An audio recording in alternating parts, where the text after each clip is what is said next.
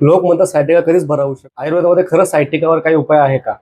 सायटिकामुळे तुमचं चालणं अवघड झालं आहे का? ते चालताना तुम्हाला खूप दुखतं का? या दुखण्यावर जर तुम्हाला सोपा उपाय हवा असेल तर हा व्हिडिओ नक्की शेवटपर्यंत बघा. नमस्कार, मी डॉक्टर दर्शना खाडे आणि तुम्ही बघत आहात प्राणायाम आयुर्वेद. सायटिका, ज्याला आयुर्वेदामध्ये गृदसी असे म्हणतात. आता हे गृदसी नाव कसं पडलं तर ज्याच्यामध्ये गिधाडासारखी चाल असते किंवा गिधाडाप्रमाणे माणूस चालतो त्याला सायटिका असे म्हणतात. या व्याधीमध्ये सायटिक नव जी असते त्या नवचं इरिटेशन किंवा त्यावर दाब येणं या कारणामुळे आपल्याला हा व्याधी उद्भवतो. या व्याधीचे काय कारण आहेत? जर मॉडर्न नुसार बघायला गेलं तर या व्याधीमध्ये आपल्याला लंबार स्पॉन्डिलोसिस, लंबार स्पॉन्डिलिस्थेसिस किंवा डिस्क क्लिपेज किंवा डिस्क हर्निया असे विविध कारण आयुर्वेदामध्ये या व्याधीचे कारण बघितले किंवा इन जनरल आपण जर व्याधीची कारण बघितली तर त्यामध्ये एका जागी खूप वेळ बसणं, खूप वेळ चालणं किंवा खूप वेळ उभं राहणं, तसेच बसताना चुकीच्या पोझिशनमध्ये बसणं आणि ते पण प्रोलॉंग म्हणजे खूप वेळासाठी बसून राहणं, यामुळे सुद्धा आपल्याला सायटिका त्रास होऊ शकतो. तसेच आपल्याला आलेले मल किंवा मूत्राचं वेग धारण करणं, म्हणजे आपल्याला समजा टॉयलेटला आली असेल पण आपण न जाता आपण ते टाळलं तर त्याने सुद्धा आपला सायटिका व्याधी होऊ शकतो.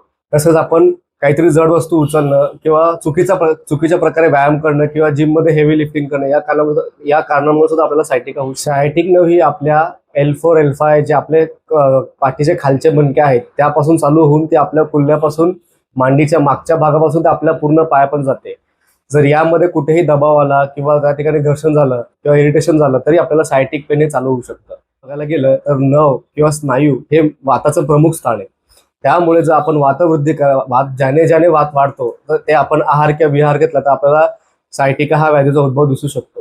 तर यामध्ये लक्षणं काय भेटतात? यामध्ये पाठीच्या मणक्यापासून ते आपल्याला पायापर्यंत वेदना होतात. जे आपली वेदना कुल्ल्यापासून ते आपल्या मांडीच्या मागच्या भागापासून ते आपल्या टाचेपर्यंत आणि आपल्या पायाच्या बोटापर्यंत आपल्याला पेशंट वेदना जाणवतात. आणि या वेदना ह्या शार्प आणि शूटिंग असतात, म्हणजे यामध्ये भयंकर पेन होतो, पेशंटला पाय टाकताना त्रास होतो आणि हा जनरली एका बाजूला होतो.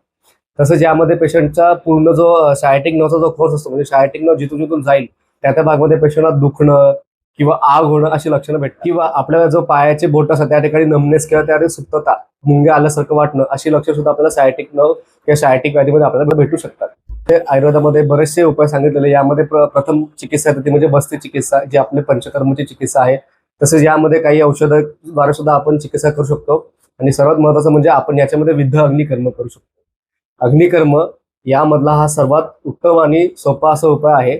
यामध्ये आपण अग्निकर्म हे आपल्या गुडघ्याच्या वर किंवा खाली 4 बोटं सोडून आपण हे अग्निकर्म करतो.